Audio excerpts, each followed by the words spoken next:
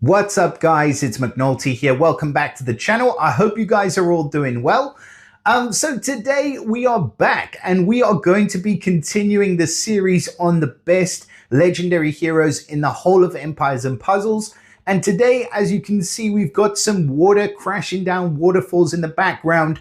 And that can only mean that today we are going to be ranking the ice element. That's right, we're going to be a bit like Bruce Lee. We're going to be like water.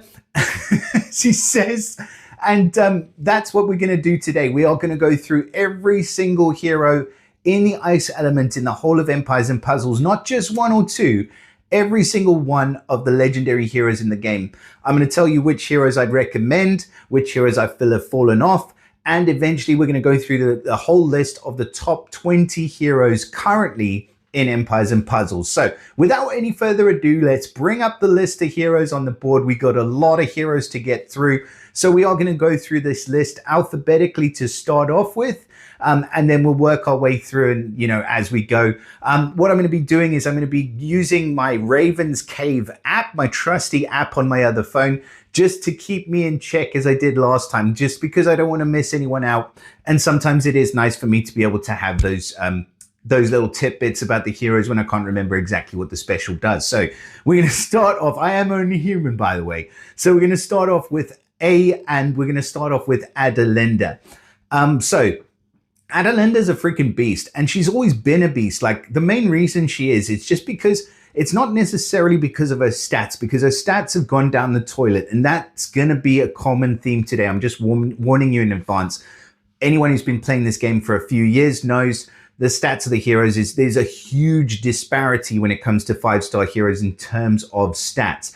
And yeah, that's something that we have been complaining about forever. And hopefully, you never know. It could be tomorrow. It could be like, never. But hopefully something will be done about it. But for the time being, the great thing about Adelenda is that she hits for 395% damage to the target nearby, but then she gives them a fiend, which can get up to like 98% attack, which is huge. And she gives a negative, I think, hits 56% defense down, which is humongous. So yeah, part of a blue stack, she's freaking awesome. I'll give her a solid A+, to be honest. Like, she is still a decent hero. I could still definitely find a place for her on one of my blue attack teams, no problem.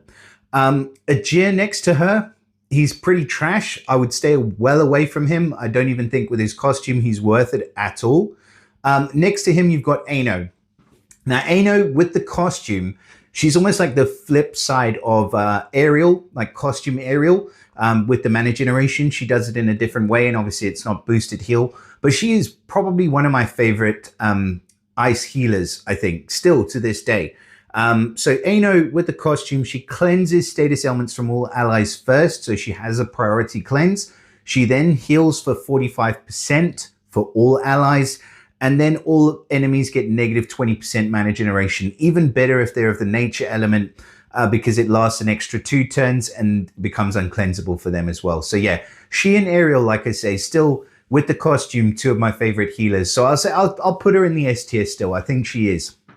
And with the Kalevala event that's coming up soon, I'd strongly think that they will be giving a boost to those costumes for those heroes as the event comes out. So yeah, really, really good hero. A lassie next to her. She's cool. She's got a costume. It keeps her relevant. But is a 10% mana cut enough in today's day and age? I don't know. I don't even know if it's enough on attack or defense. Sorry, like to have that 10% mana cut where you used to be able to fire it off and then you leave people scrambling. You've got heroes that can take pretty massive hits nowadays, and you've also got heroes like Fergie McFerguson, who can reduce mana by like 40% for the entire team. You've got Hrothgar, who's doing it as well in the ice element. So I think for a lassie, maybe a little bit of a step down. She's still relevant with the costume, but we'll give her an A as far as grading. Alexandrine, she's a good healer, actually. Like, she does boost the critical chance of the tiles, and she heals based on the shield. So it starts off at 26% for all allies, but it can get up to 50%. Very unlikely you're going to get the most out of Alexandrine's heal. But what I like about her is that her element link actually gives a 10% increase for any healing received. So she increases that for all ice allies. So putting her as part of an ice team is kind of cool on attack. But yeah, probably like a B plus hero. But still, for a hero of the month, that's not bad. Alice, you're not going to get anything out of her. Just leave her, save her for Soul Exchange. That's sad, but true. Amphitrite, again, pretty much a waste of space in terms of the stats. I do kind of like her special. I think there's something there, especially because at the first charge, she damages all enemies and she gives a negative 25% decrease for any healing received. But then getting her up to the third charge is when you next get that healing decrease. You don't get it at the second charge. So I kind of don't like that for Amphitrite. Anzia, unfortunate, absolute waste of space. She does the counter attack and then the mana. It says the counter attack can get up to like 150 odd percent, but I would have never ever seen it. I have to see it to believe it. She's pretty terrible, and it can all be dispelled. Ariax, aside from Rush, I wouldn't level that guy, and also he's looks weird, so I wouldn't level him for that reason. But like in most areas, he's probably like a B grade hero. He hits pretty hard. Ariel, like I've already said, I would put her in the S tier, I think, still, even though I kind of almost now prefer her original costume, even though she kind of is lacking a little bit there. She does a percentage worth of health recovery, and then she gives mana generation. In the costume, she does the boosted health, but then all allies regenerate a moderate amount of mana. So there's a difference there. Increasing mana generation means that every tile that is matched is going to generate 24% more mana, but giving allies a moderate amount of mana means that they're just going to get the mana without even having to match tiles. Okay, so that, that's up to you, but at least you have the choice. If you have the costume, at least you got the choice. So yeah, I think she's an S tier hero. Arnell, is it? Armel next to her. He's kind of a weird hero. He does have a priority dispel, which is always useful. And then he reduces the max health and all enemies get some frost damage. Like, aside from his dispel, I'm not too stoked about the health reduction or the frost damage. So yeah, B, I think. Athena, we have a lot of defense down heroes in blue or in ice, but Athena is still one of the best, if not the best. I'm sure that people will have done super mathematics to dictate exactly how good she is. From what I've seen, I don't think anybody can give a higher defense down than Athena can. Whether you use her in a costume or not in her costume, I don't think it matters that much, to be honest. Again, some people will probably argue with me here, but she damages the target minor damage to nearby, I think, in both versions. She gives the negative 41% defense and a further 4% decrease every time they hit for 3 turns in both versions. Oh no, it's 4 turns in the original version. That's probably why. I always have to get back to that because I haven't actually snagged the costume for her yet from the outfitter because I've been focusing on Gazelle and Loki. So yeah, probably the original version I would go for. And she's still really, really good. And she also gives that element link, which is really good for her as well, because it's 15% increased attack and defense for 6 turns for any ice allies as well. So yeah, she just boosts the attack and defense straight away of everybody else. Great hero, S tier hero, no doubt. Atlantia, she's a bit of a waste of space, unfortunately. I'm not going to dwell on ones that I don't think you should level. If you want a reason, if you have that hero in your roster and you really, really want a reason, and I've missed them out and you want to know why you shouldn't level them, then please drop me a comment. I'll respond to you in that format because it's not worth wasting too much time on these guys. The ones you wouldn't level. Azurite, interesting hero, but I wouldn't level him. Like, it just takes too long to get to where you need to be. Bala, I'd leave him alone. Bennu, again, like, he's the counterattack. He's supposed to be the counterattack master, but like, I just feel like he's missing something. He gives the counterattack and then the received reduced damage for the caster and nearby, but he doesn't have anything extra. Like, when you're doing that, you kind of really need something extra. Either you need to be doing damage or you need to be doing a heal and he does neither of the two. So it's just one dispel, remove both effects, and then, go to town. So yeah, not a fan. Yeah, whatever grade C. Bobo, he does have some uses. So I would say probably primarily against Titans. If you don't have somebody like Athena who can be used in like all sorts of areas, Bobo's really good for like rush wars or against Titans because he gives, well, first of all, he deals damage to all. It's only 320%, which used to be a ridiculous amount, but not so much nowadays.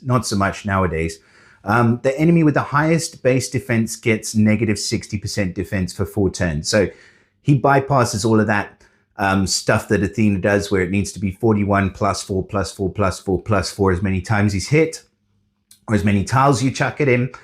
He just straight up gets negative 60% defense for 4 turns and it can't be cleansed, but that doesn't really matter because you're mainly using him against Titans. So against Titans, yeah, A plus all day long.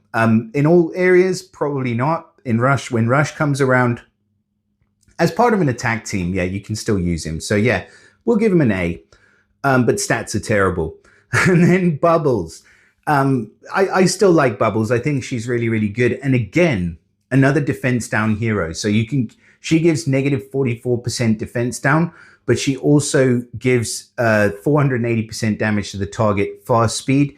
And then she gives the shifting mindless attack, which runs for 4 turns. So yeah, she just has that little bit extra. Like aside from the stats, she's an S tier hero if the stats are there, but they're not.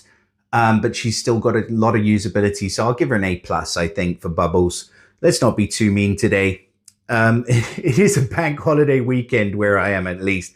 And that's why I have the chance to do this finally. It's taken me so freaking long. I do apologize for you guys. It's been like a month since the last ranking video. I am currently studying for some exams and stuff like that, so I don't have a lot of time.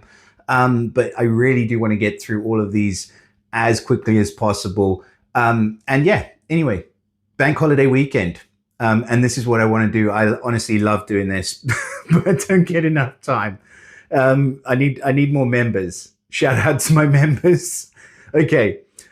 Next list of heroes. So we're going for Kalen. Okay. There's a lot of debate about Kalen. I personally think he's really, really good. I really like him on defense. I think he's frustrating as hell. So basically, he summons the Mega Minion for himself. It's not the Sword Guard one, which is the one that does more damage. It's the Shield Guard one, which does less damage, but cleanses or safely cleanses at the end of each turn, which is cool.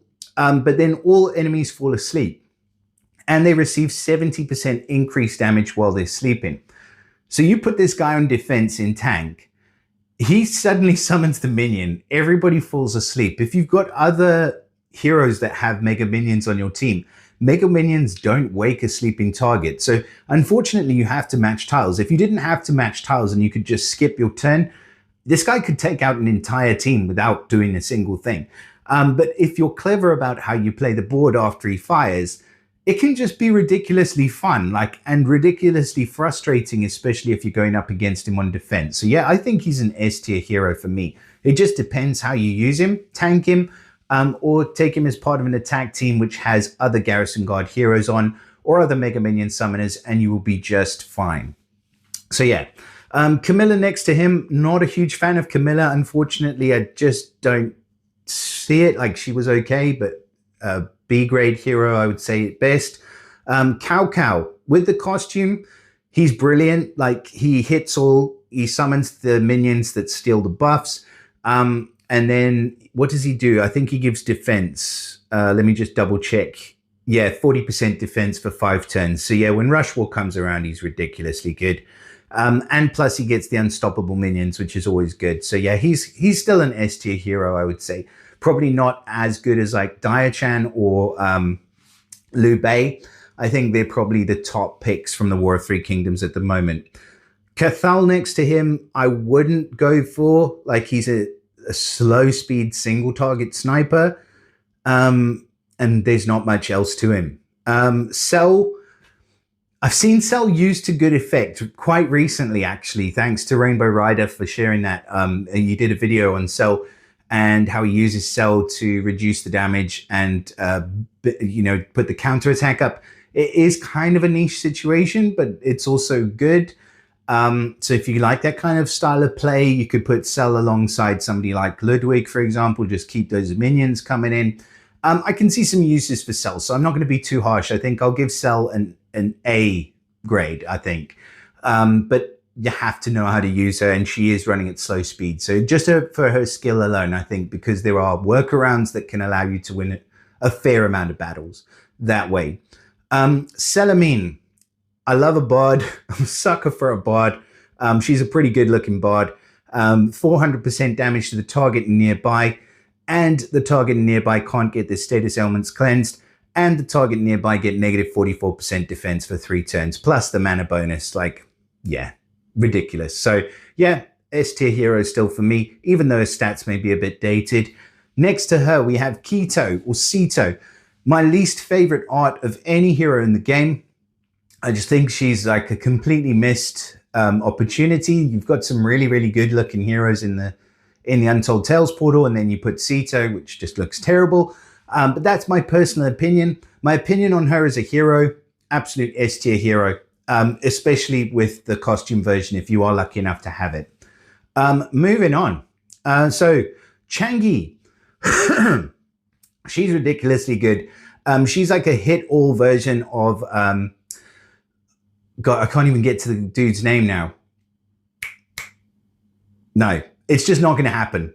Anyways, she deals 310% damage to all enemies. I might get to it in a second. All enemies cannot cast any new status effects on enemies or allies for 4 turns. So she just disables anyone from casting any new ailments or any new buffs on enemies or on their own allied team for the whole duration of 4 turns, which is just crazy. Like, there's that red. I'm still trying to think of the name. Like, it was the hero of the month, the holy hero of the month. Can't even remember his name now. There's too many heroes in the game. And then there's also a hero from the Knights family who does it actually better than him in the red element and at very fast speed. He was at very fast speed as well, the holy hero, but I can't remember. Anyways, Changi is just disabling the whole entire team. She's hitting everybody. She's giving you that extra opportunity to where you can then take advantage and you can get the upper hand. And just everybody is nullified. Aside from damage, they can still dish out some pretty serious damage. You know, minions and stuff like that will still work. But things like ailments, they can't decrease your defense. They can't, you know, pop some ailments on you, like damage over time ailments or anything like that. And she's really, really good just because of that. I think she's an excellent defensive and offensive hero. And yeah, she's in the S tier for me, 100%. Let's look at Chester next to her. So probably my favorite of the new Morlovia heroes, even though he's running at slow speed. Like 440% damage to the target nearby is still a good amount.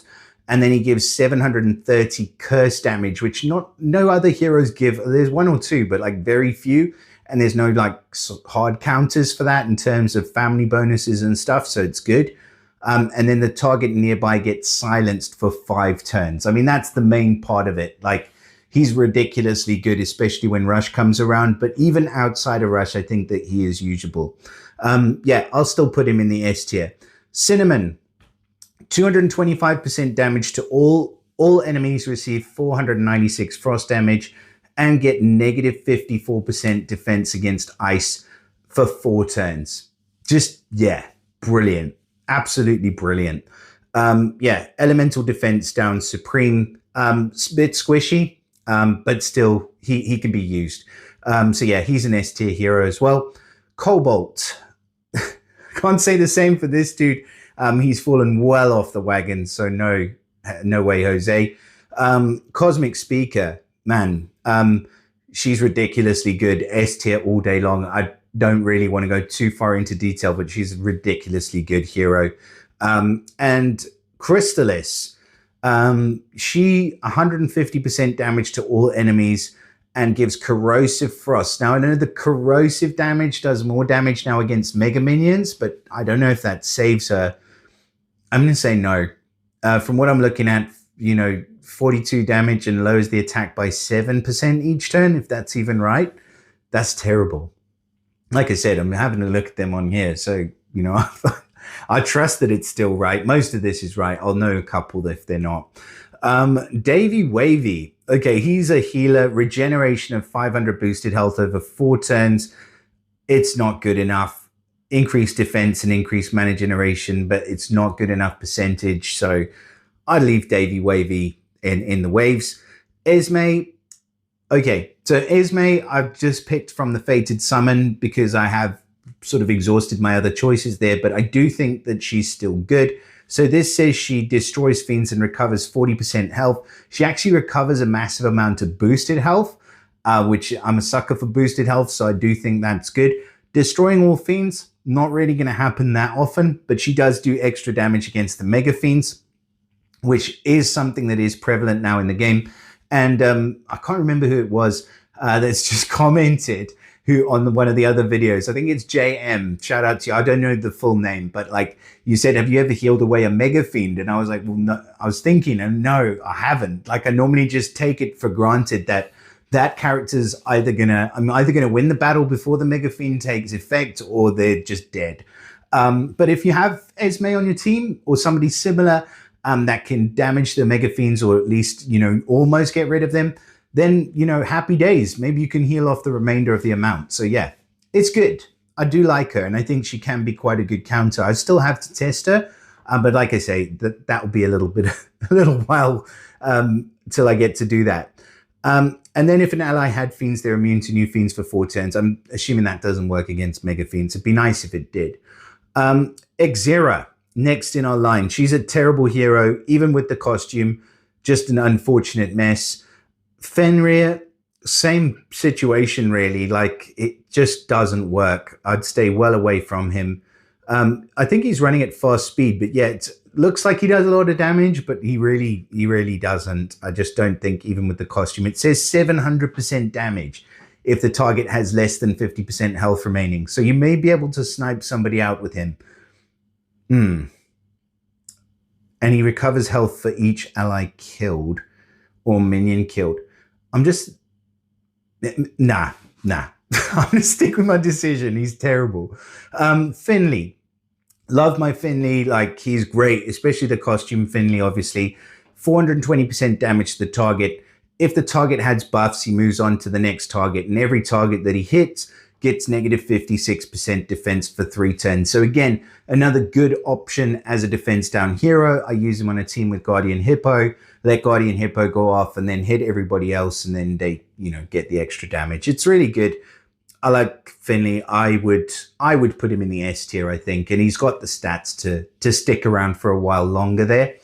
Furman Richard, again, an S tier hero. I still think like 175% damage is not a lot, but he is running at very fast speed. It is to all enemies, and all allies get that stack of 20% attack and defense every time he fires off. So the more you fire him every 2 tile matches, the stronger your team gets. It's not a growth effect, so it won't be removed by things like the Garrison Guard passive. So there is that. It could be beneficial in that respect, and it can't be cleansed because it's a stack. So yeah, pretty cool. I like him. And then the next hero on that row, I'm just going to make sure that I get this all right, just so that I'm on track as far as the lists are concerned. So the next hero on the end of that row should be Fizzcoil. Right, so Fizzcoil, he's good. I mean, he's a good hero. I don't know if he's going to be in the S tier still. Wither for attack and defense, actually. Damage to all, actually. Yeah, he is, 100%. And negative mana generation for 3 turns as well. Yeah, he's a freaking great hero. S tier. Let's move on to our next list. So we have Fortuna to start off with. I don't really rate this hero. I don't think that she has done very well, even from release. When she was released, I think alongside Jove. Like, Jove was just ridiculously powerful, and then we were trying to find out reasons why she might be. She does get a priority dispel. She does summon a fiend. I mean, it gives negative attack for the owner. She's not great. Probably a B grade, I would say. Frida, in desperate need of a costume, I think. She does do a negative defense against ice, and she does have a dispel, but she deals the damage up front to the target nearby.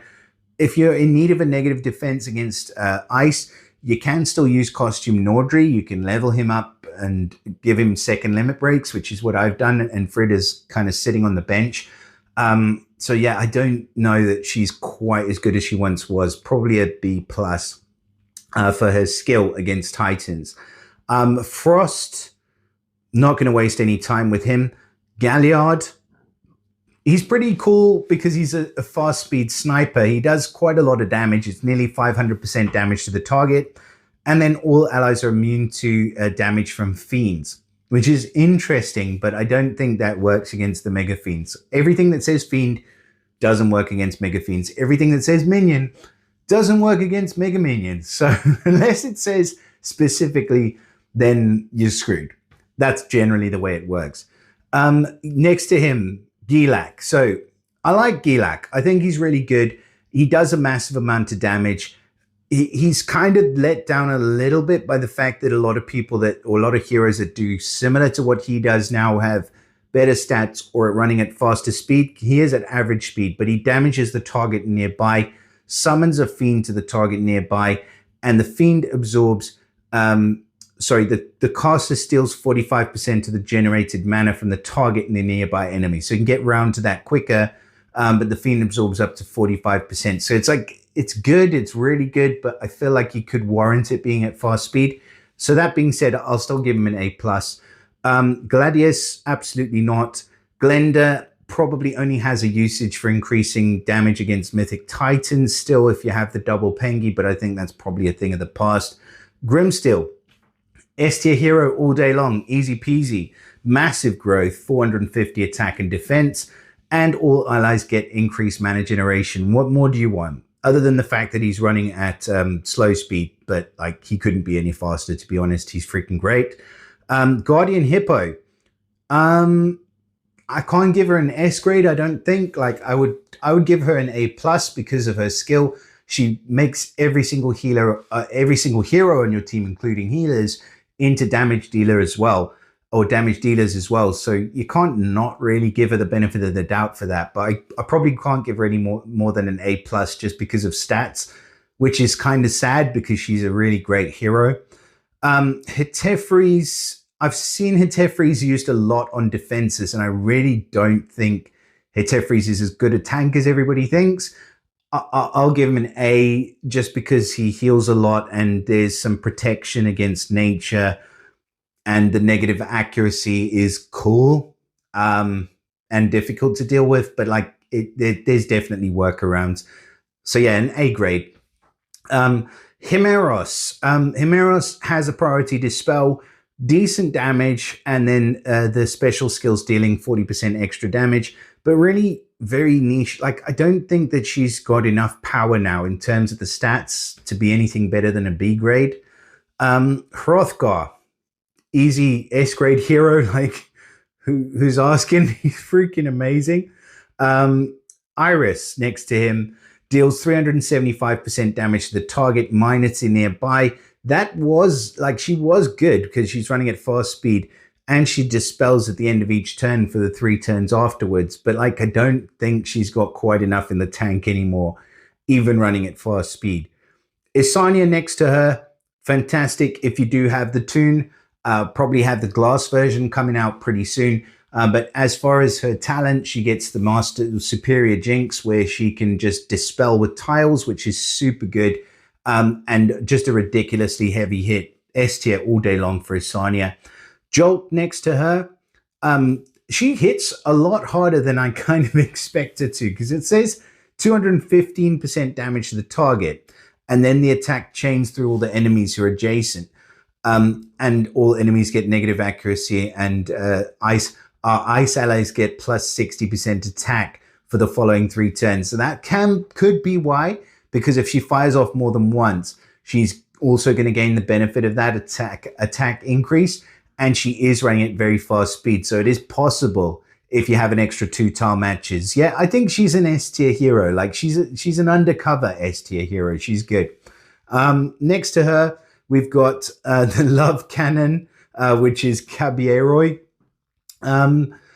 Yeah, he's good. Like he's good as far as rush is concerned, but then I'd rather have somebody like Quintus where you've got his toon costume and then you can take advantage of the other one as well, and then you don't have to miss out on the stats. But the fact that he gives that effect, I think is it to, yeah, so the target plus 3 other random enemies. So it can potentially be 4 that get the mindless heal. So yeah, he's a good hero, but for rush only, I would say. I'll give him a B. Kettle, D, hate Kettle, everything about Kettle, just a terrible hero. King Arthur, okay for defense down against ice, but then you have other options. If you have Frida or if you have Nordri, I might just level them and just, forget about him, to be honest. Like, he doesn't really do that much else well. Clan, absolute waste of space. Krampus, if you have the costume for Krampus, even if you don't have the costume for Krampus, it's worth getting him so that you can get the costume for Krampus, because there is very few taunt heroes that can do it as well as him, and he gives an attack boost to all when he puts up his taunt. So yeah, you need a taunt hero, a good taunt hero in your arsenal, and there's not much better than good old Crampy Boy. Next, we have Lord Loki. So yeah, Lord Loki is the master of all, everything. Like, he is every single hero in the game all rolled into one nice average speed, not too overstated in terms of stats, but also still relevant package. And yeah, he's freaking brilliant. I take him everywhere. He's really, really good against Bernadette. You can just throw her skill back to her at average speed, make everybody into paintings, and then have a field day, provided you get your blue tile matches, of course. But then, you're giving yourself the best possible chance. And he's still the easiest counter that I found for that horrible granny. Yeah, he's ridiculously good. Like, he's just every single hero all rolled into one. So an absolute boss of the S tier. Lysanor, probably one of the best revivers. I was going to say the best, but I think you've probably got competition now. But yeah, she's got, what is it now? 60% chance to revive with 20% HP. And she's running it out at slow speed. Sorry, she is slow speed. I thought she was going to be running at average. So slow speed, 60% chance to get revived with 20% HP. And then all allies get 50% attack for 5 turns. So she increases the attack every turn up to 70%. And all allies regenerate 1,270 boosted health. So it's boosted health regen over 5 turns as well. She can keep your team alive pretty much indefinitely. Just a great, great reviver. I think she's brilliant. S tier. Magni. Okay, we got the glass costume out for Magni now. He hits like an absolute truck. Although I think there are better in terms of the glass costumes as far as the damage dealer side of things. I think Magni's really cool because obviously he gives that defense up for himself and the nearby for the following 4 turns, which is awesome. Extra damage against fire, which is always awesome if you're going up against a nasty fire tank, and 500% damage to the target with ridiculous stats through the roof. Again, super awesome. And he's got some cool costumes as well. I like the defense down against special skills one. It just gives you some extra damage and extra options as far as blue attack teams are concerned. So yeah, Magni is an S tier hero, especially if you have the glass version or the toon version. I would say anything less than having either of those two, you're kind of in troubled waters as far as stats are concerned. Mario, freaking fantastic healer, boosts the health of all allies by 700. Boosted health can exceed max HP. All allies get this Moonrise Ward that reduces incoming special skill damage by 700. Reduces additional 30% when the attack is holy, and cleanses ailments from all allies. So it's just a complete package hero. Really, really good healer. Puts up the ward. There isn't any kind of cleanse. Oh no, there is a cleanse. Sorry. I'm glad that I got this thing. I'm glad that I took this thing now, to be fair. Otherwise, I would have been giving some incorrect information. But yeah, she does have a cleanse as well. So yeah, complete package hero. Really, really good. Master Lepus with the costume. Not relevant anymore. I can't say anything better than a B grade for him. Matrera, again, like just a waste of space, waste of time. I wouldn't bother with the mats for that hero. Mene, I did kind of like her. I do think that she's quite good.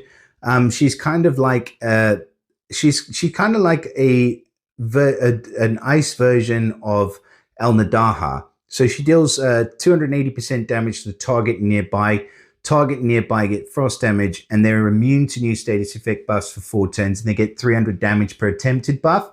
So yeah, I like her. As a hero of the month, I think she's pretty good. I'll give her an A grade. Let's move on. So Mickey next to her. Mickey's a freaking beast, an absolute freak of nature, just a ridiculously good silencer and a Titan hero of note. So really good when Rush Wars come around. But again, the lacking part or the hard part for Mickey is that he's got no costume. So if you get him, I'd still max him because you will use him, but you'll only use him against Titans and you'll use him when Rush Wars come around. If he had a costume or if he has a stat boost, you suddenly use him everywhere and he becomes probably like one of the best heroes in the game. And that's just the way things go. Unfortunately for Mr. Mickey. So yeah, let me just get my place here at the moment. So we're going to go down here. I just want to make sure that I'm tracking this as we go. Sorry if it's a bit janky, but you know what? I'd rather do it right than have to do it again. So Mickey, next to Mickey, we've got Milady de Winter. She's still a really excellent hero as far as Rush is concerned. Yeah, I'll give her an S grade. She's really good. 385% damage to all.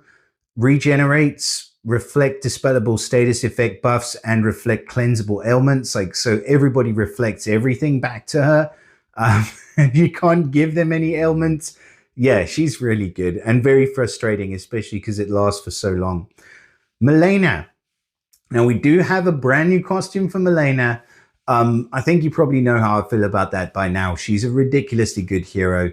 Absolute S tier hero all day long, especially if you have the costume. If you don't have the costume, unfortunately, I would say she's probably like a B plus hero. But yeah, that's the way it goes. Miriam and Midnight. I'll give her a B at best. Like, there are some use cases for her, but really very few and far between. I use her with Pengi because she increases the attack, so I find that's quite good. Missandra, the costume version does have the mindless attack, and it's a 42% chance for additional hits on random enemies up to 3 times. I haven't seen it trigger that often, but some people swear by it. Like, I don't know, she could just be a single snipe mindless attack, or she could like hit multiple enemies with the mindless attack, which lasts for 3 turns. So yeah, I don't know. I'll give her a B plus. Miss Ethel.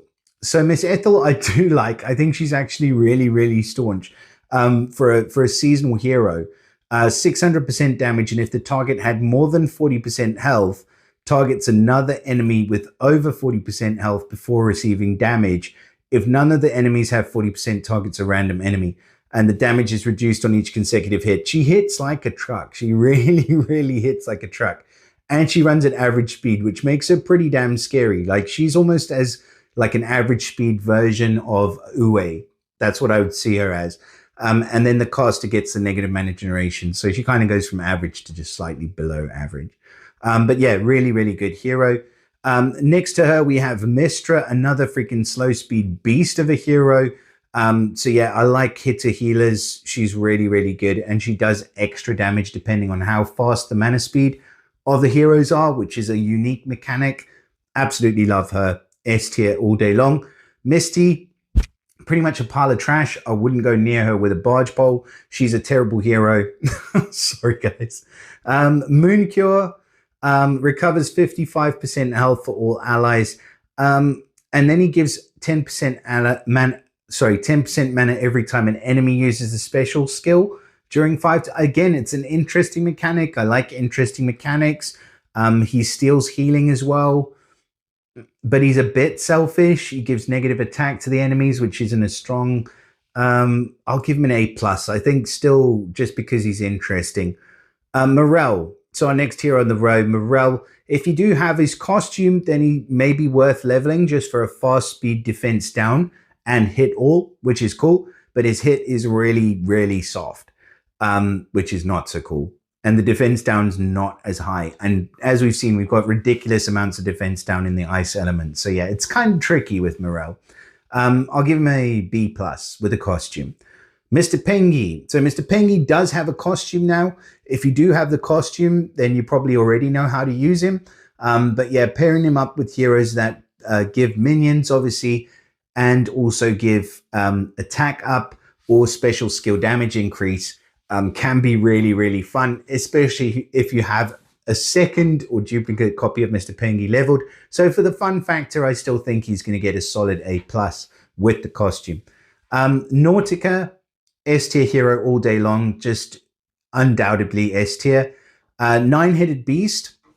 I do like the nine-headed beast, and I think that he can do some weird, freaky mojo stuff. I've never had him, so I haven't used him. But let's take a quick look. So 160% damage to 9 random enemies. So that's where the hits come in, like 9 hits, then resets the duration of buffs for all allies and the duration of status ailments for all enemies. Okay, so he's resetting the duration of buffs and ailments, and then all allies get increased attack and all enemies get decreased attack. And I believe so he gets passives of mana on buff, and so 50% chance for 10% mana and health recovery on buffs as well. Yeah, so I mean, he's cool. He can do a lot of damage. He can be pretty tricky, but then I've never found him to be that big of an issue on defensive teams. So I don't know why, but like, I can't give him anything more than a B, I don't think. But I do like him. I think like when I remember when he was released, just looking at him was like, what is that? And I love that. Like, yeah, B. I'll say. We're here to rank the heroes, not like say how much we like them. Nyalora, next to him, completely forgotten what she does.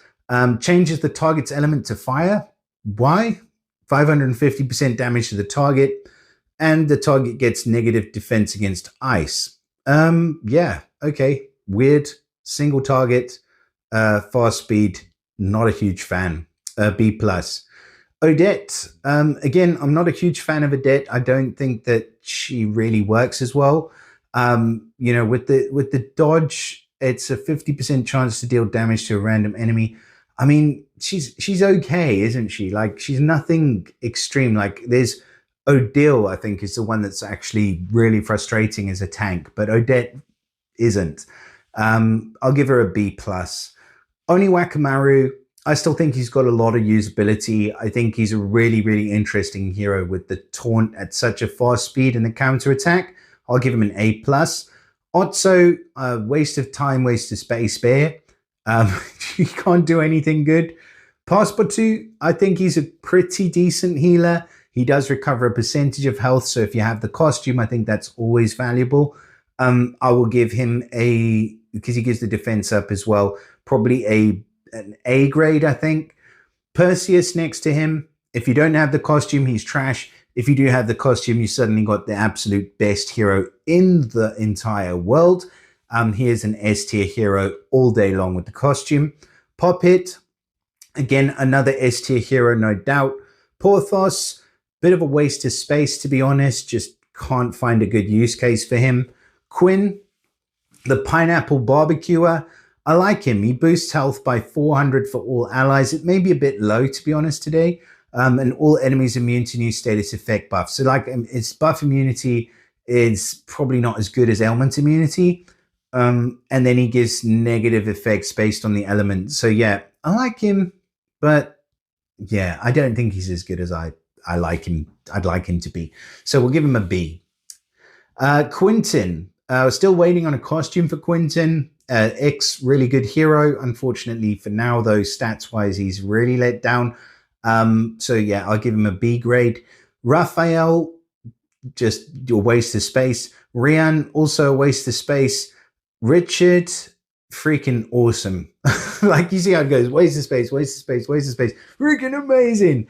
And yeah, honestly, Richard, the Glass Richard is probably one of the hardest hitting heroes in the entire game. Just ridiculously good. S tier all day long. Mr. Rumpelstiltskin, I hate the randomness with that hero. I can't give him anything more for me than I'd say a B minus grade. Rustler, Again, like I say, she doesn't do very much. Like she's supposed to do a lot where she goes into hiding, comes out, deals a ridiculous amount of damage. Never had it happen, even though she's running at fast speed. So yeah, and I've faced her many, many times. So yeah, she's never a problem.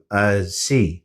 Satori, fantastic hero. I love his effect, like giving that extra protection. Again, like he can do something similar to what we spoke about with Cell, where if you give him next to a counterattack hero, where he reduces the damage received to 1, but the damage counterattacked is still whatever the damage was coming in. So yeah, for that and for multiple other reasons, I would say he's in the S tier. Sawano, really a kind of weird average type of healer ninja that just came out into the new ninjas, which I just feel doesn't fit very well.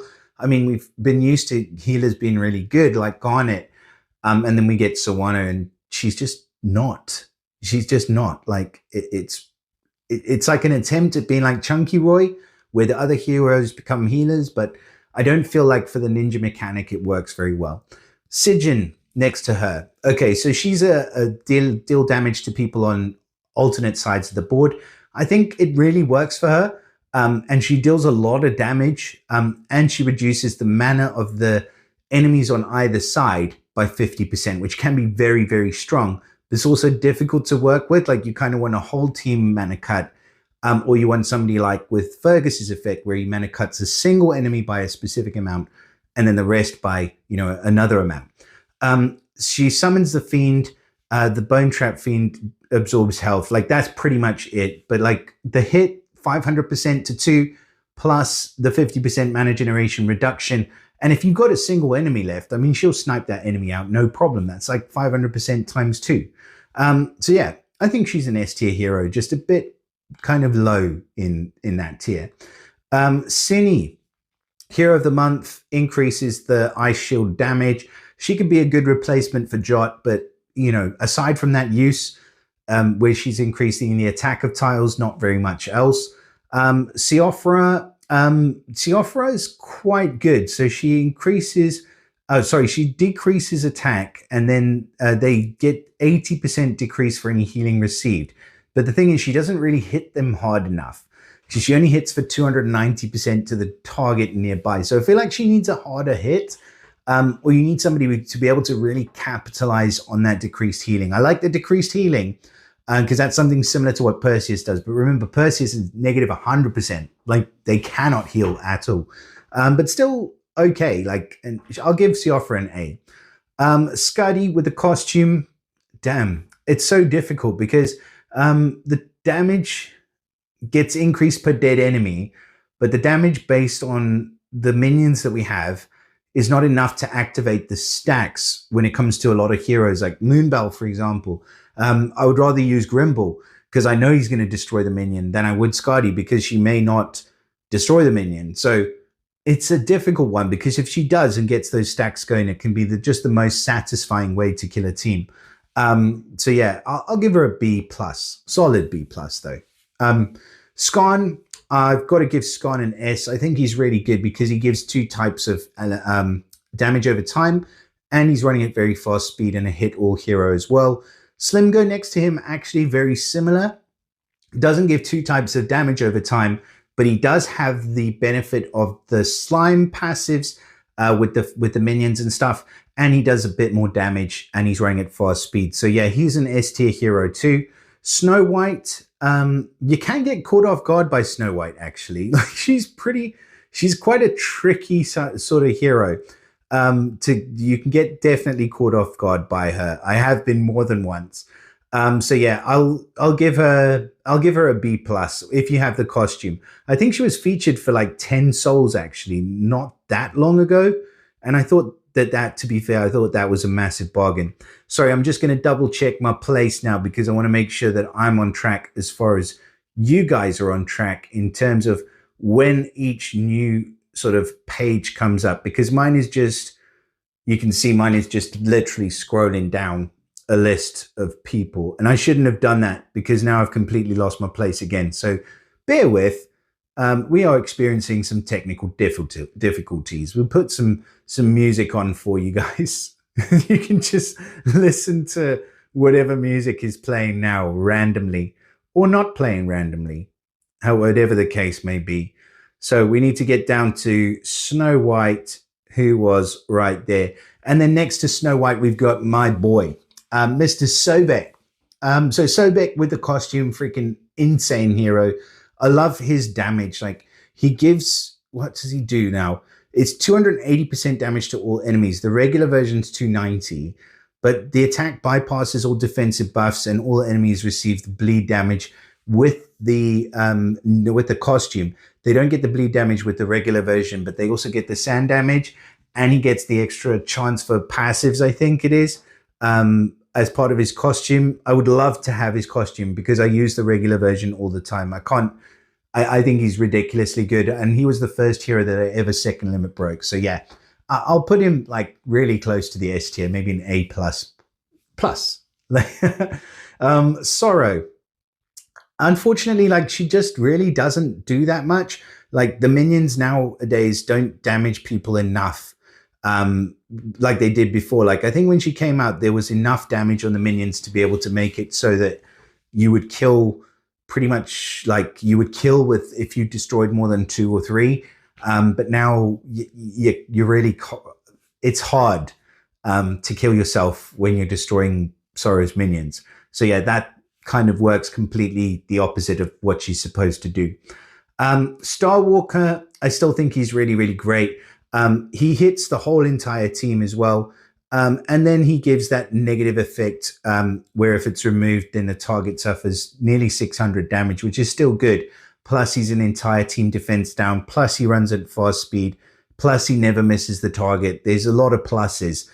So, yeah, he's an S tier hero. Suzuna, nah, I just don't see it for her, to be honest. Like, she's not a bad hero of the month. But she has a priority dispel, but the regeneration of health is really not enough. Tethys, again, I'm not a huge fan of Tethys. I just don't think that she does enough. A little bit of water damage, hits the target nearby, and then all ice enemies get negative attack or increased attack, and all ice, yeah, I don't know. Oh, so she increases the attack of all non-ice allies, by 30% and all ice allies by 60%. I don't know. It's okay. Like, yeah, why am I wasting my time on Tethys?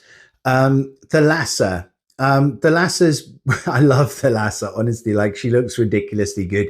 Again, she gets the element immunity, plus she gives boosted health. I'll give her an S tier. No doubt about it in my mind. Thanatos, pretty much a waste of time, unfortunately. I wouldn't go for him. His stats are too bad. And he doesn't really do that much until you get him to the last charge, which is just takes too long. Theobald, again, I don't think he's that good. He doesn't deal that much damage for a hero that's running at slow speed. And he gives an increased attack. I'd rather have the decreased attack. So Bobo's a lot better out of the circus lot. Thorn. So Thorn with the tune, freaking fantastic. Obviously fantastic. Just ridiculously good. S tier all day long. Probably have the glass version come in relatively soon. Timaeus, still an S tier hero as well. Excellent priority dispel. Hit to the target nearby. Never misses. And then immunity to new status effect buffs. Just a trifecta. Tinsel. So Tinsel has a good defense down. The increase, I believe, is based on the shields, it says. Let me just check here. Yeah, so further decrease per shield up to 54%. I'm not sure if this can still trigger. I know Athena's damage can still trigger pop hits damage or Star Walker's damage after the defense down. But I think Tinsel's can as well. That does make her a bit more valuable. But then you're talking about having to have other heroes to take advantage of that. And the potential that you may not have enough ice tiles on the board for you to take advantage of that defense down. So yeah, 6 of one, half a dozen the other. I don't know. Probably an A plus, I think, for Tinsel. Nah, that's a bit generous. I'll give her an A. Tremor. Man, I loved watching Tremor when he came out. Like in the Equalizer Wars, I think there were a few teams that I saw in like the top alliances watching Glitter West play, and they had like all tremors, or like they had tremor, Erlang, tremor, Erlang, tremor. And it was just absolute carnage. But then I think it is very specific to that war format, but I think when it comes around, it is quite fun. I don't know. I'm hard pressed with Tremor. I'll give him an A plus. Next on the list, Julius. I can't give him anything. I just really don't think he's very good. Vela, again, they buffed her to Kingdom Come, but she's still terrible. Verity, now we're talking. Like, Verity is a fantastic hero, very fast speed, and they never freaking feature her in the portal. Have you noticed that? Like, they never feature her. 320 to the target nearby, enhanced defense element, negative 50% defense against special skills until the enemy takes damage 3 times. It's just crazy. Like, it goes on and on and on. And then the Fawn family have the best passives, resist insanity, all the rest of it. Vincent, pardon me. Wasn't a huge fan of Vincent when he came out. So he deals 200% damage to all enemies and then gives frost damage.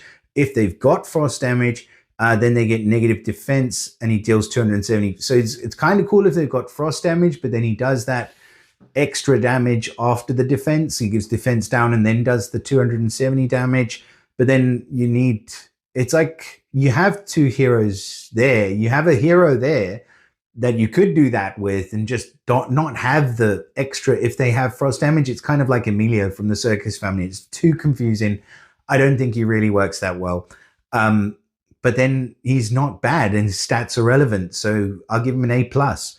Water Pipe, it's hard. It's hard because I still think he's really, really relevant. I still think he's a really great hero. And I still think that he can be used as part of an attack team where you're trying to chop down super hard enemies that you wouldn't otherwise be able to take care of. But then you put him up against a Garrison Guard team and like the minions are chopped him down well before he gets a chance to do anything. So yeah, probably a B plus for Water Pipe. White Fang next to him, S tier hero, I would say all day long. That frost damage just keeps on going until you take it away. Like, you cannot do anything if you don't take it away. Your whole entire team will be dead. And she's a very solid sniper at fast speed as well. Zappa, the shroom dude. Yeah, I've never been a fan of him. I really don't think he's a very good hero at all, but he's kind of funny to look at. Zengar, what does he do? 200% damage to the target, extra damage if fire element, and then nearby enemies get frost damage. I mean, yeah, he's really not very good either. And then Zircon, who I recently pulled from the ninjas. Again, I just really don't think that he's worth leveling. Like, he's okay when the Contest of Elements event comes around and you need the extra heroes in that specific element because he does boosted health. But really, other than that, no. Right. So that was it for the lists that I got from the Raven's Cave. So we now need to have a look at the additional heroes that have been released into the game, which are more recent than when the Raven's Cave went down, which is probably I think it was like February this year. So we've got a couple of months worth of hero releases, and I have done my best to make my own little snippet, which I think looks kind of cool, but then I'm biased. So these are the heroes that have been more recently released, and we have gone over a couple of them, so that kind of saves me going over every single one. So yeah, this first one that summons the does the Mega Fiends. I literally can't remember her name right now. I've been trying to say, just remember this one's name, but now I can't. And I don't really rate her. Like, as far as the brand new heroes, I don't think she can get anything better than an A. Next to her, we've got Fergus. Fergus will definitely get an S, as much as some people will hate it. He is just ridiculously good. That's enough said. The hero next to him, again, is another one that I forget her name from the Beowulf family. Please don't hate me for forgetting heroes' names. Honestly, there's about 200 odd in this list, I think. Okay, she's not very good, though. I don't rate this one with that puts up the counterattack. As far as the other Beowulf heroes, like, Beowulf's good. The green guy's good. And Hrothgar's freaking great. And Wealthiao is really good, I think, on attack. But this blue one with the counterattack, just no. I don't know how she is on attack because I don't have her to play with on attack, but on defense, she really doesn't make a good case for herself. And I've seen a lot of people tanking her, and she's really not good. Like, I use her as a tile dump. She's not good. Pepper Blue. So the Moffy, she's just received a buff where she does actually finally deal some damage now. But even though she's dealing damage, I just don't think she's strong enough with the Mega Fiend that blocks the buffs. Then the Garrison Guard next to her, Frost Snout. Although he does summon the right kind of Mega Minion, I think it's the Sword Guard Mega Minion. His special just does more of the same.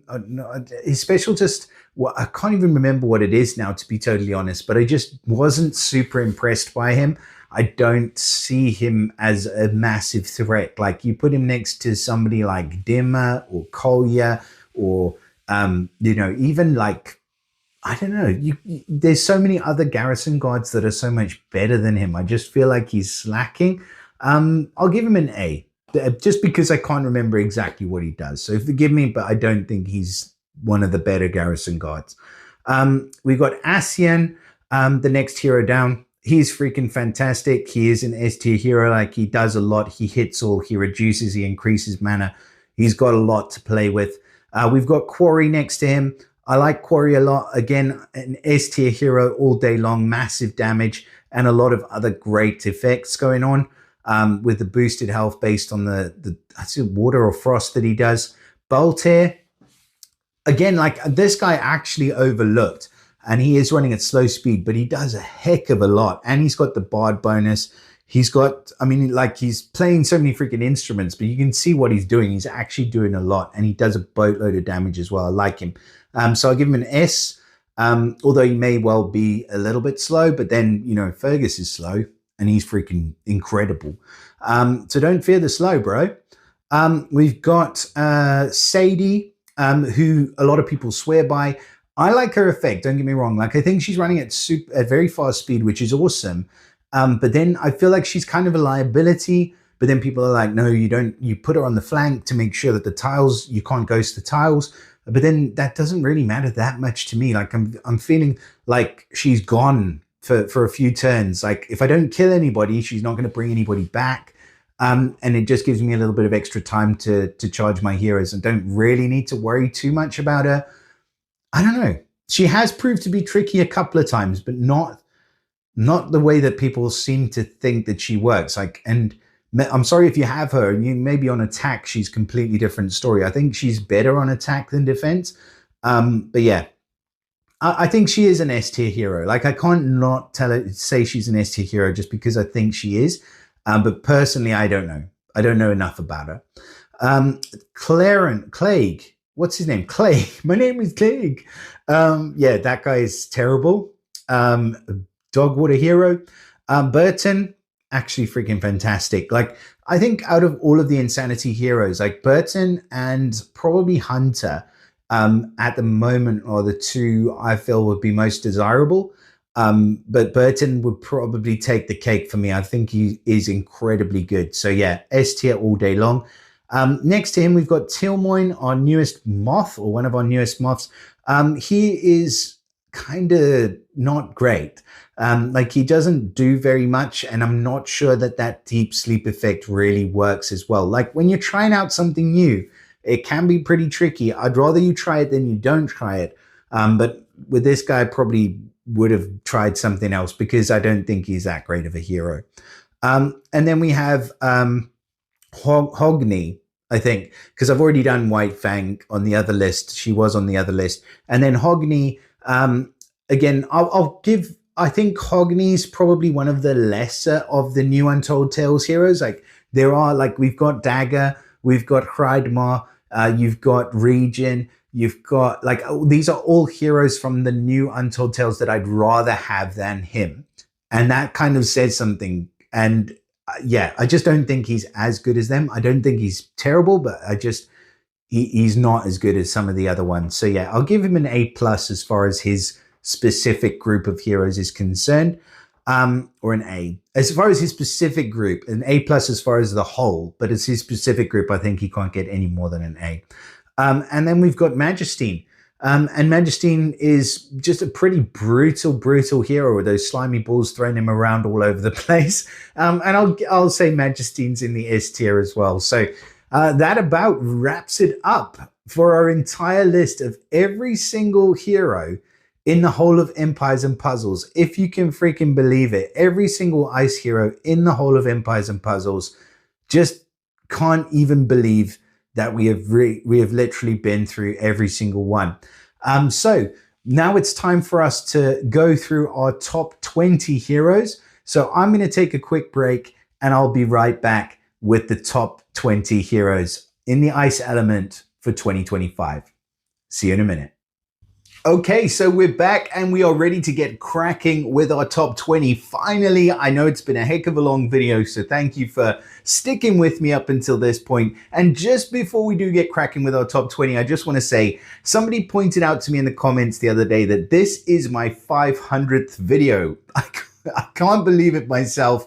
But if you guys have stuck around with me for, the last 500 videos and you still appreciate my content, then I really appreciate you guys for doing that. And yeah, big moment, I guess. And if this is your first time watching the channel and you enjoy the content, then do consider subscribing. I guarantee I will put out at least maybe another 500, who knows?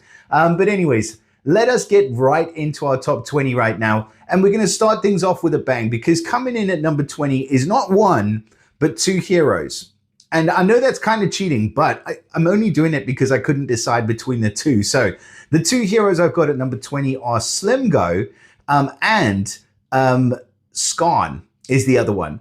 So Slimgo and Skarn, they are kind of different, but they're very similar as well. And it's kind of hard to pick between the two. And I'll go over that for you guys now. So, I mean, I do love them both because they both hit all heroes. So with Slimgo, he's got 260% damage to all enemies. And then all enemies receive 471 water damage over 3 turns. So it's a short amount of time, pretty high amount of damage. And you can scale that up with limit breaks and emblems and all the rest of it. And then all enemies get negative 30% mana generation for 3 turns. So it's all very strong. I like the amount of damage that he does to all. He's running at fast speed. Plus he gets all the benefits of the minion as well from the slime family bonus. But then you look at Skarn. And Skarn's also got it going on, because not only does he now resist the special skill blocking, so they've got that passive that's just been included for the constructs, but he gets the construct core, and his is the poison core, and it deals a corrosive amount of poison every single turn. Plus, on top of that, he is a hit-all hero, so he only does 185% damage compared to Slimgo's 260-odd. But the thing is, he's doing it at very fast speed, where Slimgo's doing it at fast, so he's much quicker. Plus, he gets frost damage as well, and he gives negative 30% defense against ice for 3 turns. So an elemental defense down, 2 different types of damage over time, plus a hit all running at very fast speed. I mean, it's very, very difficult to pick. So hopefully you can see my dilemma. But for those reasons, these two guys come in at number 20, and don't discount them. Just because they're at the bottom of the list doesn't mean they're not really, really good heroes. So let's move on to our number 19 spot. So coming in at number 19, the champion of champions, Mr. E. Honda. That's right. So Satori makes my number 19 spot. I do have Satori actually. And I think that for a long time, I was a bit confused about him as a hero. I didn't really know whether I wanted to put the extra materials into leveling him and maxing him up, because I knew it was good, but I just didn't realize how good this dude actually is. So not just on defense, but on offense as well. He hits everybody. So you can check it out. He deals, it's 275% damage to all enemies. That's actually been increased now. So some of these cards may be slightly outdated, but it's what's available on the forum. And the reason I use them is because they have like the background removed, and I'm too lazy to do it myself. But to be fair, they are pretty close most of the time. So 300%, 315% to all. And then he does up to, I think it's now 550 or 600% against characters that cleanse or dispel using special skills. And there are a lot of those characters. So if you do have a strong dispeller or cleanser on the opposition team, then it's good to take him, because he'll be dealing up to nearly 600 damage to that person, 600% damage to that person. And then on top of that, the caster and nearby allies get a 50% chance to drop any received damage to 1. And that is so strong because it doesn't affect things like counterattack. So the fact that with counterattack, the best thing to do with counterattack is have like a damage reduction, but it's actually not. The best thing to do with a counterattack hero is to flank somebody like this. And that means that anytime an enemy hits you during the following 4 turns, you are only going to take 1 damage, or there's a 50% chance, but yeah, most of the time you're going to get 1 damage, or 50% of the time, so once every 2 hits. But they are going to take every single percentage point of damage that they are dealing to you, and more potentially, depending on the counterattack hero, right back in their faces. So I absolutely love using Satori like that. I also like using him as giving him an extra like line of protection for my heroes. And then obviously as an added bonus, he gives that extra damage. Plus he gets all sorts mana on heal. And I think mana on buff received as well, like the passives galore with this dude. He's just an extremely good hero and well deserving of the number 19 spot. So let's move on to number 18. So coming in at number 18 is an old favorite. He feels like he's really old by now. In fact, Satori feels old by now as well. But this dude's absolutely amazing. So Timaeus is on number 18. And yeah, I think he was a lot higher on my list the last time around. But, he's fallen down a little bit. And that's what happens over time. Power creep happens. And yeah, Timaeus is not the owl he used to be. So he is great class, fighter class. He dispels buffs from the target nearby as a priority. And then he deals a massive amount of damage to the target nearby. Unfortunately, he doesn't deal quite as much damage as what we're used to seeing now with the Untold Tales heroes and things like that. But it's still a decent amount of damage with a priority dispel. And priority dispel is an excellent skill. If you don't have it, you really need it. And you really should think about leveling heroes if you do have them in your roster that do have that priority dispel. And then the target nearby enemies are also immune to any new status effect buffs for the following 3 turns. So any buffs he's dispelled, they're not coming back, which is also great. And yeah, he's just a fantastic hero, honestly, like a really, really good part of an attacking team and running at fast speed. So yeah, he makes our number 18 spot pretty easily. Now we'll move on. Number 17. And I was considering whether or not I should include this hero because my rule of thumb when I'm doing these videos is that I don't really want to include brand new heroes that have just come out in the last couple of weeks or so, because there's not enough known about them for us to know whether they're good or they're not. But our number 17 hero, I feel like she's an exception to this rule. And I feel like I can safely say that she is definitely going to be making some appearances, some reappearances in a lot of the top alliances. So our number 17 is the lovely Milena costume, that is. And I think she looks freaking hot with white hair, man. Like, I think she looks freaking excellent. She's got everything going for her. I have done a pretty extensive review of her when I was reviewing the Magic Family Heroes. And to be honest, she was the one that I was most excited about coming out. And I think a lot of people share the same sentiment. She's just so good in terms of the way that she does, like her very fast speed cleanse. She gives mana to all of the allies, or potential to give mana to all of the allies, get them charged up quicker, and a nice little heal as well. And then if you can afford to hang on to that second charge, or if you happen to get to the second charge, it's just team-wide destruction. Just an absolutely ridiculous amount of damage to the entire team, plus the dispel, but I mean, that's kind of neither here nor there, but 100% guaranteed to give mana. And now she gets that awesome anti-Mega Minion passive as well, which basically puts the Mega Minions, turns them into, something that you can just take out with a single hit. I'm glad that they changed the passive last minute, to be fair, but I don't feel like it had as big of an effect on Milena as it did on potentially the other heroes that are in the Magic Portal, because they were designed around having that passive already in place, where Milena, she wasn't. She was designed as a freaking awesome hero, and she's still a freaking awesome hero whether she gets the passive or not. That passive just puts her into the stratosphere. And that's why she makes our number 17 spot. Freaking dope hero. Absolutely love her.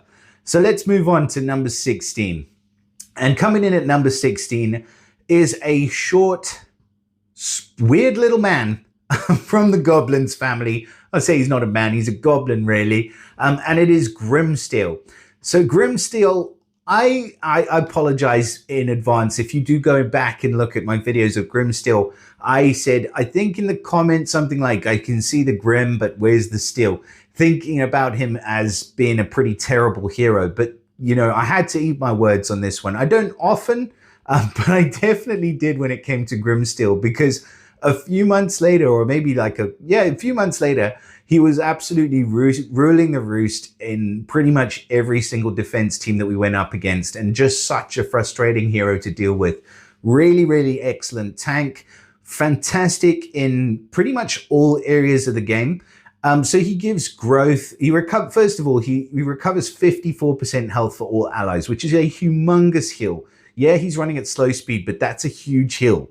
He also gives all allies 400 attack and 400 defense as a growth effect. I believe he may have even received a buff since this card was printed. So I think it's maybe 450. I might be wrong, but I think I'm right.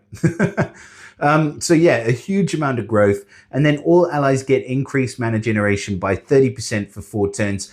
And then if you remove that effect, before the duration ends, then the target with the effect just gets 10% mana. It's beautiful, it's poetic, it's just excellent, and it's a timeless kind of skill. Yeah, he's going to be a boss for many, many moons to come. So yeah, that's why he pretty comfortably makes, I believe it's on number 16 spot, sorry. Yeah, it is on number 16 spot. Sorry, guys. It's been a long video, right? You have to forgive me. So we will move on to number 15. Coming in at number 15, and this is one that I've kind of talked about already, so I won't talk about it a lot anymore. But I've got her at number 15, and that is Sable. Now, a lot of people may have her higher on their personal lists, but like I said, I really haven't seen a case for her where she's caused me a lot of problems in going up against her, perhaps more usually a minor annoyance. But let's have a quick look at Sable. I do believe she's a really good hero. Otherwise, I wouldn't have her in the top 20. Trust me, that like on that, I would not, because there's a lot of other contenders. But Sable is freaking fantastic. Don't get me wrong. I just don't think she's like top 5. So her special skill is at very fast speed, and it's very unique because we don't kind of have this sort of revive effect at very fast speed. So she casts a full removal on the caster, which takes away all growth and wither effects and stuff like that, shifts herself into ghost form, but then that lasts for 3 turns. So you're basically having a very fast speed hero where now we've got a bit of a delay. So whatever happens after the delay, in my mind, needs to make up for that in terms of not being a very fast speed hero anymore. And she's opening up a ghosting lane in some circumstances where you don't put her on the flank. If you put her on the wing or the tank, then pretty much you're gifting the enemy some free mana, which is never a good thing.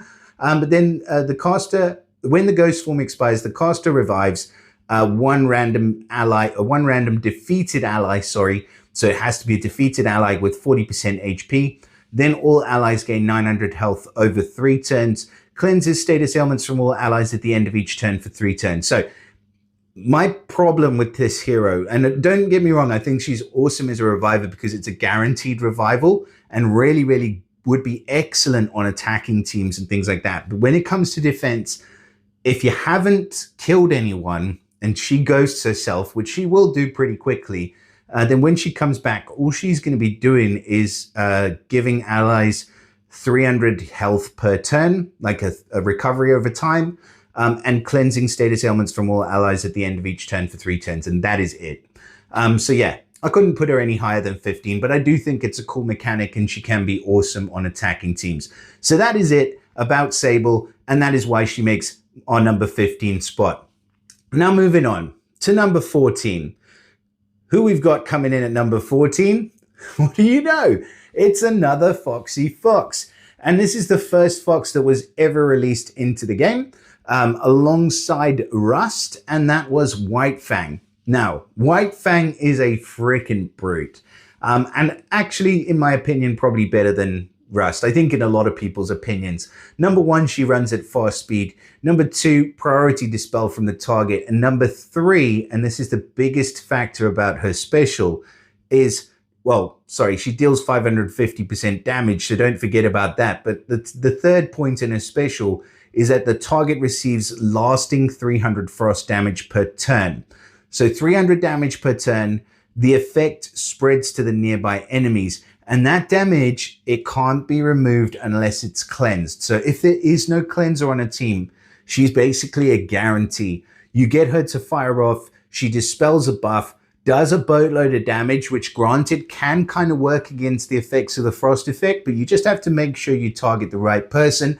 And then that damage spreads across the whole entire team. And everything you do after that, it kind of doesn't matter as long as they don't cleanse, because you know you're always going to be getting that consistent 300 damage to everybody. Eventually you add up like 5 persons with 300 damage, that's 1500 damage per turn being done to the entire team. And it's all in a really convenient little package with a nice priority dispel attached to it as well. And some pretty cool class and family bonuses as well. So yeah, she makes our number 14 spot. Now, moving on. Lucky number 13. Sorry. Lucky number 13 goes to none other than the ugliest hero in the entire game. And that is, of course, Ceto or Keto. I'm still not sure how you say it. So Ceto is obviously she's actually part of the Defenders of Atlantis, even though she looks like a freaking munter.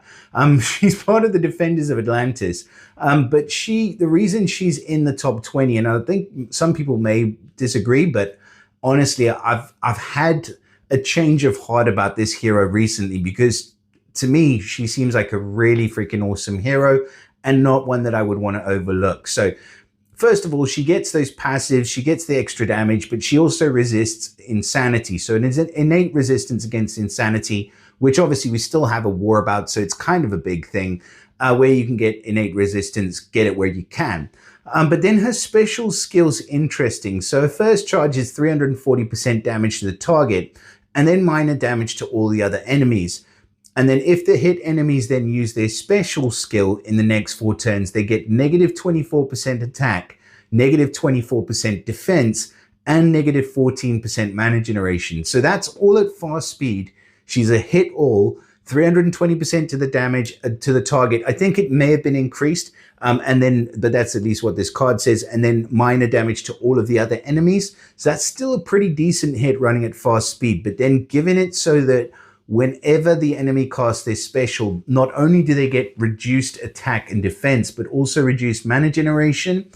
It's a very, very subtly good skill. And yeah, I really, really like this hero. Then if you get her to the second charge, suddenly things go ballistic. So it's 500% damage to the target, minor damage to all other enemies. So that's a lot of damage coming at you from all angles. And then if the enemies use their special skill in the next 5 turns, which is it's an eternity 5 turns, they get negative 39% attack, negative 44% defense, and negative 24% mana generation for those 5 turns. Plus, they then also receive 680 water damage over 5 turns. That can be increased with limit breaks and emblems. So she's destructive. Like, if you let that chick fire off more than once, you are going down, and it's going to be very, very difficult for you to come back from. She kind of reminds me of what Anne was when she came out, and her stats, obviously with the costume, are super relevant as well. And for those reasons, she makes my number 13 spot. Now let's move on. Coming in at number 12, and this is another one that I kind of underestimated when they came out, and reading over the card now, I have no idea why, because it's evident right away. Coming in at number 12 is one of my favorite of the Astral Elves, and that is, believe it or not, Cosmic Speaker. So I think a lot of people might have said, oh yeah, Star Walker is going to be coming in here, but no, I've gone with Cosmic Speaker. And this is my list. I just want to say that. So I really do like Cosmic Speaker. I think that Cosmic Speaker is a brutal, destructive force. And I think that a lot of people at the top, that's kind of what you need nowadays. You don't as much rely on the fast speed hero as you do on the one that can break the team apart. So you have Cosmic Speaker and you have Star Walker. Of course, you use them together, but maybe Star Walker is becoming slightly less important, and maybe the major hit is becoming more important. So that's my thinking behind it anyway. So Cosmic Speaker, Constellation Crush is the special, never misses the targets, deals 350% damage to all enemies, and has a ridiculously good stats. I think it's like it says 1106 base damage, base stats on the card, which is huge. So that 350% damage is huge as well. And she's more attacking, which is awesome. Then she dispels buffs from all enemies at the end of each turn for 4 turns. And she cleanses status ailments from all allies at the end of each turn for 4 turns. So you can't put buffs on, you can't put ailments on, because for the next 4 turns, it's just going to be cleansing and dispelling. And so she puts a buff and an ailment at the same time. Plus she deals a boatload of damage. It's just ridiculous. And the other cool thing about it, obviously it never misses its targets, but she also is of the wizard class and she gets extra damage based on buffs. So that means, and she does the dispel after the damage comes in at the end of the turn, which actually means she can benefit from that talent class as well. I freaking love this hero. I think she's excellent. I think if you let her fire off, you better beware, because it's like you don't know what to do. Can I put a buff up? No, it's going to be cleansed off the next turn. Can I then cleanse that ailment off of myself? Yeah, you can, but then the problem is the enemy's still going to have their buff that she's just given them, whereby they can't get any, you can't put any ailments on them. So now you need to dispel. And like you're trying to struggle to figure out what the heck you're supposed to do against this character. Meanwhile, your team is getting ripped to pieces. So yeah, I love her. I think she's freaking awesome. That is why she makes our number 12 spot. Right. So moving on, number 11, we have, I mean, this one kind of needs no introduction, but I will anyway. The Master of Mana Gifting, and the replacement for what was always good about Ex-Nulfod, even though he got trampled into the dirt, and freaking fantastic member of the Construct family. It is none other than the lovely Nordica. And I say the lovely because I think, if anything, I think Nordica is probably a female robot, which doesn't float my boat, but that's what I think she is.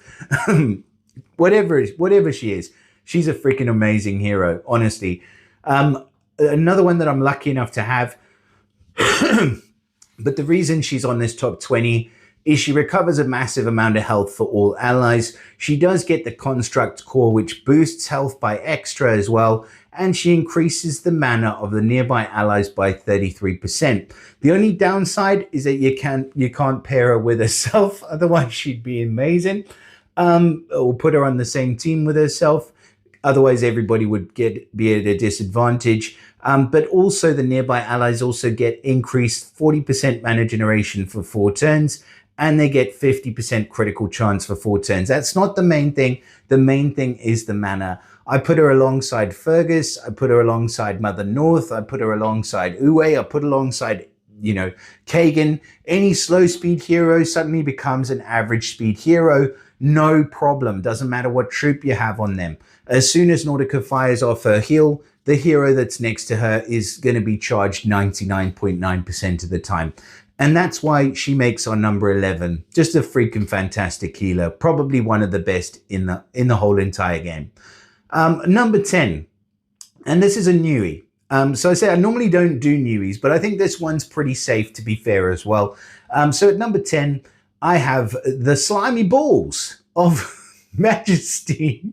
Still the most stupidly named special in the entire game. But Majestine is coming in at number 10. So starting off our top 10. And I freaking like this hero. I think it's a cool multi-hit damage dealer. 325% damage to all enemies. 375 damage to all enemies if they have Mega Minions. So we're punishing the Mega Minions, which is awesome. And then all enemies get the Devouring Goo, which again, that Devouring Goo is strong. It removes growth, and it dispels, and it deals damage. And if it gets cast again within the period of time that they have the ailment, then it stacks on top of itself and deals extra damage. Pretty straightforward, pretty simple, but very effective. And that's why Majestine makes our number 10 spot. So moving on into number 9. And this is quite a new hero, but also from one of the most relevant or becoming very relevant families in the entire game, and that is the Fawn family. In my opinion, I think they are kind of taking over in a lot of areas, and that is Ascian. So Ascian, he is a hit-all hero, 240% damage to all enemies, and then he gives this enhanced defense ailment. So this defense gives negative 50% defense against special skills, and it lasts until the enemy takes damage from a special skill, but it's only once. Okay, so you can wait as long as you like, but when the next special skill hits, the enemy's gonna take, or all the enemies are gonna take an extra 50% damage from that special skill, which is absolutely awesome because it gives you enough time to wait. A lot of ailments have a turn, or most of them have a turn count allocated to them, which means that you cannot obviously afford to wait until you want to take advantage of them, or until you've got your stronger hero charged up. You just have to fire off right away. But this guy gives you another option. He runs at fast speed and he deals a boatload of damage himself, which is awesome. He also gets a passive, which gives him innate resistance against insanity, which again, as we've spoken about, is very, very strong. And the Woodland Fawn family bonus as well is freaking awesome. Like, honestly, they are some of the leading heroes in this game at the moment. Just for those family bonus and passive combined together, very, very strong. And then after this defense ailment ends, so he's not done with you yet, but when it ends, or if it's removed, all allies gain 10% mana after 2 turns. So he's not only doing all of that other stuff that we just mentioned, which is all really, really good, but he's also gifting the entire team 10% mana after 2 turns, or immediately if the effect is removed before the duration ends. Just really, really a nice dude. Like, he smacks everybody. He sets it up to where there's going to be extra damage coming in the next time you cast a special. He's doing his thing. He's resisting his insanity. But just for you guys, after that effect ends and you deal that extra special skill damage, he's like, yeah, 10% mana for everyone. Thank you very much and goodbye. And that is why he makes our number 9 spot. He's really, really good. Coming in at number 8 is a Farfie furball that won our hearts at the 8th, I believe, birthday celebration. So last year, before this year's birthday, we had the new introduction of the furry gargoyles, and we had this guy. And he has become a household name for just being the cutest way to absolutely destroy people and leave them, you know, they're not too upset that you just completely wreck their team if you send them a video with this guy in, you know, screen video, whatever you do. And that is Poppet, obviously. So another one I'm lucky enough to have. I'm lucky in the blue element, so don't hate me. My other elements absolutely suck, but in ice, I'm good. So Poppet is an excellent hero. He, of course, gets the stone skin, which can actually be really good if you do have insanity heroes and provides you with some protection against insanity in case you didn't know that. So it's very strong. But the target nearby get negative 30% defense for 3 turns. So priority defense down is very difficult to come by. And then after that, if the effect's removed before the duration ends, then the target with the effect suffers 643 damage. That can be increased as well. But that is pretty effective in Equalizer. It can be triggered by other heroes, like Costume Athena, for example, is one that will trigger that for you. And that still is in the game. Most other defense down ailments won't trigger it. So unfortunately, they used to, but they don't anymore. But it still makes him a really, really awesome hero because he makes you think twice about cleansing that effect. And he's really excellent when Equalizer War comes around as well. He then deals 390% damage to the target and nearby enemies. Again, this dude's running at fast speed. And then nearby allies will also receive the soft skin, which then resists the next mana reduction. This effect can't be dispelled. So it resists mana reductions, it resists ailments, it resists insanity. It's freaking awesome. And he's freaking awesome. And yeah, he might even have warranted higher, but for now, he makes our number 8 spot. So let's move on from Pop Hit to our number 7 on the list. And this dude, he's been around since the beginning. He's still one of the best. Probably the most damage in the entire game comes out of this guy. And that is, of course, none other than Richard. With his humongous hammer, gem-powered hammer, he's smacking it down at number 7. And he's just incredible. Like, honestly, just damage supreme. Check it out. His card, 575% damage to the target, and then minor damage to the nearby. The target nearby get negative 30% attack for 6 turns. It's just huge. His team power is 1176 on the card. That's without any limit breaks or emblems. That's the highest in the game. Or well, it's probably 2 points behind the highest in the game. Humongous stats. They keep getting buffs. They will keep getting buffs in the future. So he's value protected. He's the face of the game. And he can absolutely smash up an opponent with that amount of damage. The only one that even comes close is Thorn. And I think Richard is the preferred over Thorn, though I'm not sure why, because Thorn does slightly more damage. And we don't have a glass costume for Thorn yet. So for all of those reasons, that is why my boy Richard makes our number 7 on the list. Right. So let's move on. So coming in at number 6 after Richard is going to be, let me just double check my maths quickly. I'll make sure I got my maths right. So otherwise I need to find another hero for you guys. 5, 4, 3. Yeah, I'm right. I'm on it, man. I'm on it. Did you ever have any doubts? No. Okay. Anyways, coming in at number 6 is this another Thorn, funnily enough. And she was one of the first released, but also one of the best. And I'm not going to sort of drag things out. It's Verity.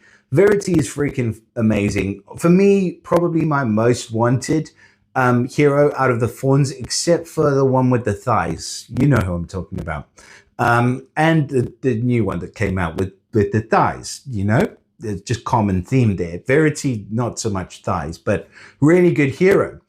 So her special skill is at very fast speed. She deals 320% damage to the target nearby. Just let that sink in. Very fast, nearly 1100 team power, 320% damage to the target nearby.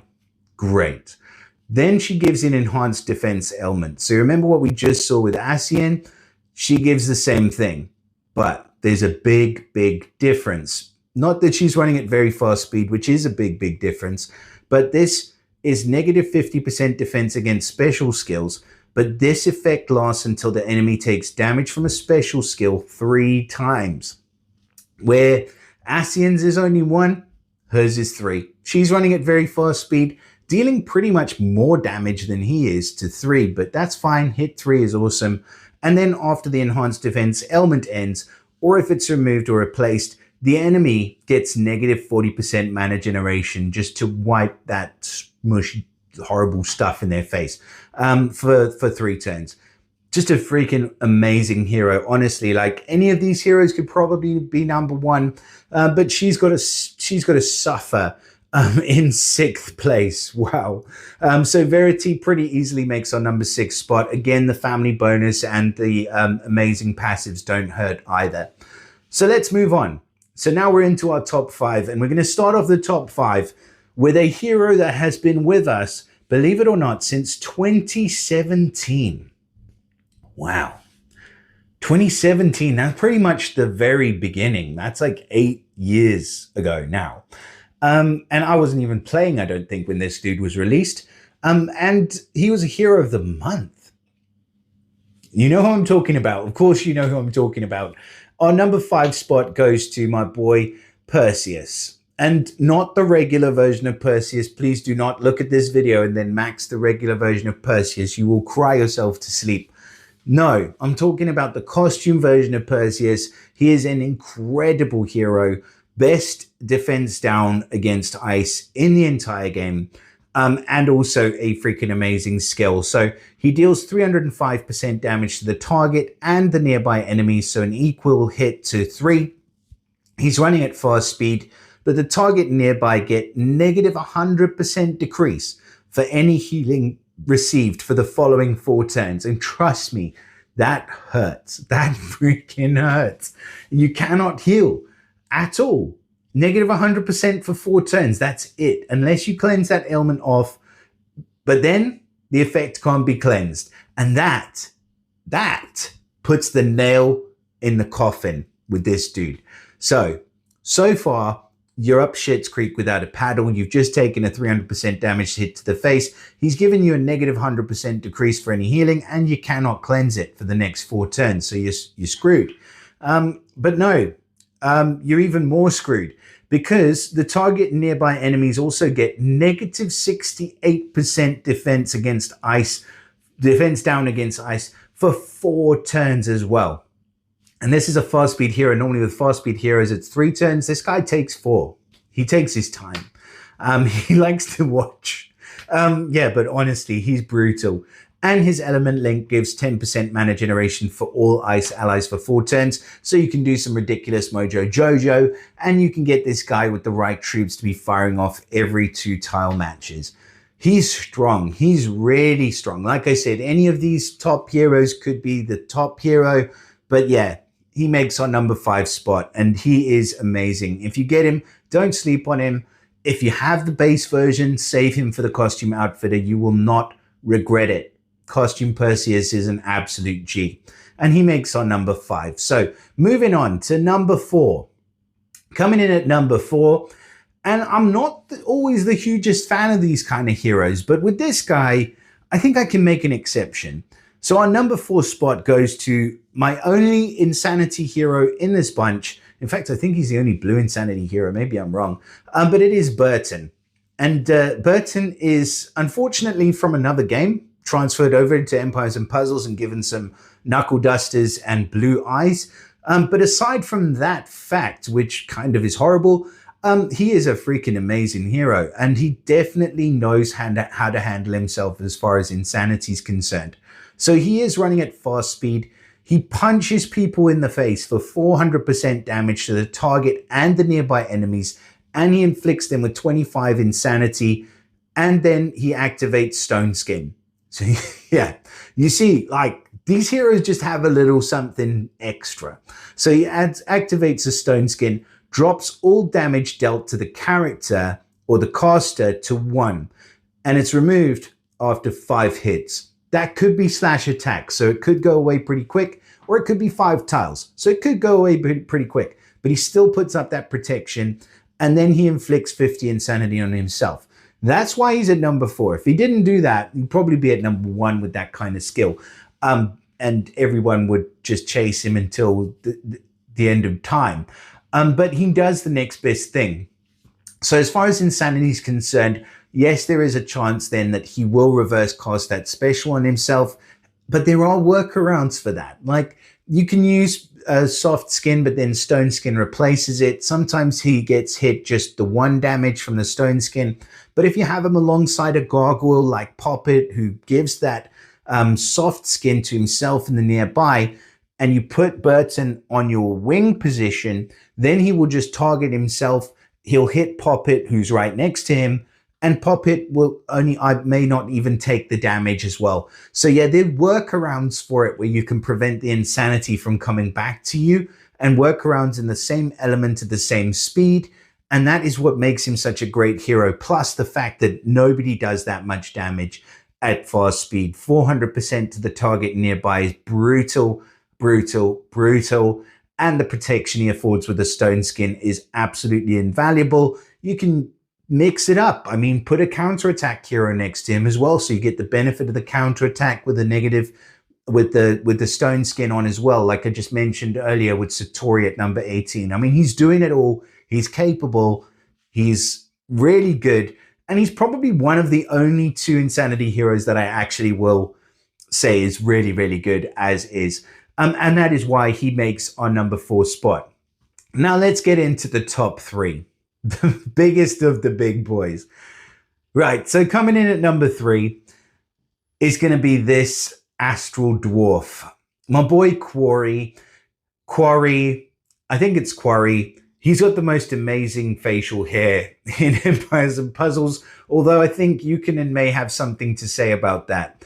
But he's a really fantastic hero. He bypasses everything. Minions, doesn't matter. Never misses his targets. And he deals 435% damage to the target and the nearby enemies. And then the target and nearby enemies then receive 776 water damage, which can again be increased with limit breaks and emblems. But we'll err on the side of caution now with no limit breaks and emblems, but it's a lot over 4 turns. And then all allies absorb 50% of the dealt water damage as not just regular health, but boosted health. So he's, like I said, he's got a little bit extra. And then on top of that, he gets growth or gives growth so that all allies receive 200 attack and 200 defense every single time he fires, which makes him a freaking beast against Titans and a monster as a tank as well. Quarry pretty easily makes our number 3 spot. Now coming in at number 2, and there's going to be a common theme here between number 2 and number 1, because this is kind of the world that we live in at the moment, where mana reduction is absolute king. And our number 2 hero is no stranger to that. So coming in second place out of all of the ice heroes in Empires and Puzzles is this guy, the king of feasts. And I was going to go off on a tangent because I think I know a lot about Beowulf, but actually I don't. He's a freaking awesome hero. And he's an absolute monster tank. And that's really what makes him so damn good is that mana cut. So let's have a quick look at him. So yeah, he's ready to eat some grapes and stuff, but he deals 310% damage to all enemies. It's not the hardest hit in the world at average speed, but it is to all. And then he reduces the mana of all enemies by 20%. That is the most important part. And then all enemies get negative 24% mana generation for 4 turns. Probably the second most important part. And then he, at the start of every next 4 turns, he gives a random ally plus 70% attack and plus 50% defense for 5 turns. And that effect can't be dispelled. It's crazy good. He gives that cut and then he makes every single other enemy or ally on your team stronger. And he never misses. It's perfect accuracy is there as part of his talents as well. Like he's so good at being the best defensive tank that you could possibly hope to have. That is pretty much all he needs to do to make our number 2 spot. And coming in at number 1 is somebody who's not all too different from him, but who is just that much better. And that, of course, is the Glory Boy from the Garrison Guard, who's, I think, probably like the ugliest dude that I've ever seen in my whole entire life, but also the most frustrating tank that I've ever encountered in Empires and Puzzles. And I can confidently say that in my whole, 6.5 odd years of playing. I think I just had my 6th anniversary pin, so 6 and a bit years. And that is Fergus. Of course, it is Fergus McFerguson. He's just a monster of a hero. There's nothing that you can do. If things don't go your way against him and you don't get a hold of the right tiles first, you can't cut his mana. First of all, like you just cannot cut his mana because he's got innate resistance against the mana cut. And that's what makes him so good. And it's what makes a lot of these other heroes so good. So you'll be trying to control his mana because that's strong, but you just can't. And if he does fire off, if you're unlucky enough to set him off, then he's suddenly going to reduce the mana of the enemy with the highest mana by 70%. So you could have 99.9% mana, you're right back down to 30%. It's brutal. And then he reduces the mana of all other enemies by 40%. Again, that's brutal. I mean, yes, he's running at slow speed, and slow speed heroes should be game changers, no doubt. But tanks charge faster. And a slow tank charges fast as an average hero. So yeah, reducing the mana by everybody of that much is so strong. And then all enemies get negative 30% mana generation for 6 turns. You've got to deal with 30% reduction. So if you thought yeah, I can deal with 40% because that's only going to be like on this tile, it's going to be like 4 tiles or whatever it is, or maybe even 3 tiles because I charged him in that much. No, think again. Now you've got negative 30% mana generation to deal with on top of that as well. So you can't get back up there as fast as you thought you could. So yeah, he confuses the heck out of you. And then he also summons a Sword Guard Mega Minion, which is the big meaty one, which does 300% attack and gives what this says 414 bleed damage over 3 turns. But that definitely ramps up a heck of a lot if you give this guy some limit breaks and emblems and focus on his attack and HP, which is what I would recommend with these heroes. And it just makes him pretty much an unstoppable force. And then he gets the passive where he removes growth every 4 turns as well. And that's unique as well and works so well as part of his kit. I think I've pretty much made the case for this dude as the best hero in the ice element. But you know what? I think he's probably the best hero in the whole entire game. For the time being, at least. And with that, we end our top 20 ice heroes. So I hope that you guys, I just kicked my freaking tripod, but I hope that you guys have enjoyed that video. I hope that you found this very useful and constructive. And I hope that some of you do have quite a few of these heroes and maybe it's given you a little bit of, rejuvenation, a bit of fire in your belly to go out and level these heroes. If you have stuck around with me until this point in the video, I'd like to say thank you so much. Huge shout out to the members on the channel. I really do appreciate the support that you guys give me, and massive thank you to all of you for keeping me around up to 500 videos, and may we go on to 500 more. Do let me know in the comments what you guys would like to see as the next element. So I think we've done fire and we've done dark and we've done ice now. So I think we've got nature and we've got holy left. So let me know which of those that you'll see. And I will be planning to do the epic and rares in a separate video series. But for now, I love you guys. I wish you all the best. Share it with your mother, and I'll see you again soon. Bye for now.